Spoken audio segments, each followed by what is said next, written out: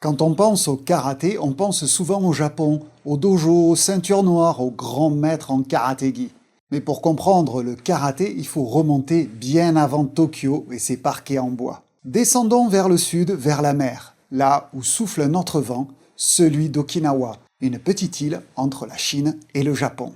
Alors comment cet art martial discret, né dans un royaume insulaire, est-il devenu une discipline mondiale, pratiquée par des millions dans les dojos?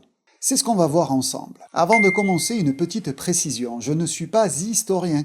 Je suis un pratiquant passionné depuis mon enfance. Je voyage et je filme des documentaires intermartial. Cette vidéo a pour but de vulgariser l'histoire du karaté. Et pour des recherches plus poussées, je vous invite à consulter les travaux d'historiens et de spécialistes. Depuis 1879, Okinawa est une préfecture japonaise, après l'abolition du royaume des Ryukyu. Mais historiquement et culturellement, ses racines sont différentes du Japon continental. C'est pourquoi on dit que le karaté est né à Okinawa et non pas au Japon. Entre Tokyo et Okinawa, il n'y a pas seulement 1500 km. Il y a deux manières de concevoir la vie, le temps et la pratique. Okinawa, c'est un peu comme la Corse et Paris. Le même pays, mais pas la même culture. Je me souviens de mon premier voyage à Okinawa. C'était un rêve d'enfant.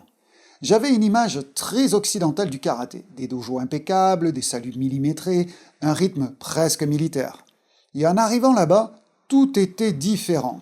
Les dojos étaient souvent sous la maison du sensei, petits, simples, juste avec parquet, quelques miroirs et des ventilateurs, et beaucoup de fenêtres pour aérer. Le bruit du bois, la sueur, les kiaïs. Rien de froid, rien de mécanique. J'ai réalisé que le karaté ici n'était pas rigide ou militaire, mais une pratique de partage, une culture. Okinawa, c'était autrefois le royaume des Ryukyu, un royaume indépendant situé entre la Chine et le Japon, un véritable carrefour maritime. Dès le XIVe siècle, les échanges avec la province chinoise du Fujian apportent des influences culturelles et martiales. Puis en 1609, le clan japonais Satsuma envahit Okinawa. Bon, pour faire court, les armes sont restreintes. Résultat, les habitants développent davantage leurs pratiques à main nue. Mais comment des techniques locales ont-elles pu devenir un art martial complet et si global? De cette rencontre entre les traditions locales et les arts chinois, naît un ensemble de pratiques que l'on appelle simplement Ti, la main. Les maîtres s'entraînaient discrètement, souvent la nuit, transmettant leur savoir à quelques disciples choisis. L'enseignement restait secret, codé, et le kata devenait un langage de cette nouvelle tradition locale. Le karaté de cette époque était loin d'être un sport. Au début du XXe siècle, Itsuhanko Sensei modernise la pratique. Entre 1900 et 1905, il introduit cette pratique dans les écoles d'Okinawa avec des formes simplifiées. C'est lui qui crée la série des 5 Pinan, pour les rendre accessibles aux enfants. Petit rappel historique, depuis 1879, Okinawa est une préfecture japonaise. Donc techniquement, quand Funakoshi Gichin part à Tokyo en 1922, il vient déjà du Japon. Mais pour les Japonais du continent, il reste un provincial venu d'une île très lointaine. Son accent, sa tenue, son attitude simple lui valent d'être perçu comme un homme de la campagne, malgré ses efforts. Funakoshi évoque dans ses mémoires le décalage profond qu'il ressent à Tokyo, disant qu'il s'est senti étranger dans son propre pays. Ce contraste symbolise bien la différence de culture entre Okinawa et le Japon moderne. Et d'ailleurs, si t'as pas lu son autobiographie, il faut la lire maintenant, tu as le lien en dessous. Funakoshi est invité à Tokyo en 1922 par le ministère de l'Éducation. Il y réalise une démonstration qui marque les esprits. Et Funakoshi reste ensuite au Japon. Il enseigne dans des universités comme Keio, Waseda et Tokushoku. Ces clubs deviennent les premiers foyers de diffusion du karaté sur l'île principale Honshu. À Okinawa, on appelait à l'origine cette pratique le To-di, littéralement la main de Chine, une forme d'hommage à ses racines continentales. Mais le karaté arrive au Japon, et ce lien avec la Chine devient politiquement gênant. Donc en 1936, lors d'une réunion avec des maîtres à Nara, un consensus se forme pour changer l'écriture du mot. La main chinoise devient la main vide.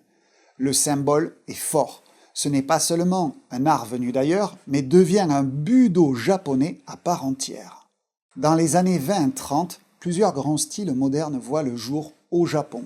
Bien sûr, en premier, le Shotokan, développé par Funakoshi Gichin et ses élèves. De son côté, Motobu Sensei n'arrivera pas à imposer sa vision du karaté, mais ça c'est une autre histoire. Le Wadoryu, fondé par Otsuka Sensei, qui combine le karaté appris auprès de Funakoshi et de son expérience en Jujitsu.